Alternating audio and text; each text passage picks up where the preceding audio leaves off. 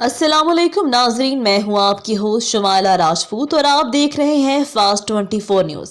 खबर शामिल करते हैं हमारे रिपोर्टर पंजाब पीर मोहम्मद फुकराज अब्बासी की रिपोर्ट के मुताबिक बताया जाता है कि शेखुपुरा में ब्लड डोनेशन ग्रुप की चेयरमैन असद मजीद गुजर ने मीडिया फास्ट 24 न्यूज से गुफ्तगू करते हुए कहा, सब ग्रुप के मेंबरान को मेरी तरफ से अस्सलाम वालेकुम। उम्मीद करता हूँ सब मेंबरान खैर आफियत से होंगे। और इसके बाद मैं बता देना चाहता हूँ कि हमारा शेखुपुरा ब्लड डोनेशन ग्रुप के बनाने का मकसद दुखी इंसानियत के काम आना है। जिन लोगों को ब्लड की अशद ज़रूरत होती है उनको ब्लड देना है ताकि उनकी जानें बचाई जा सकें। खास तौर पर उन मासूम बच्चों को देना जो थैलासीमिया जैसी मर्ज में मुब्तला हैं, जिनको हर महीने या हर हफ्ते में ब्लड लगता है।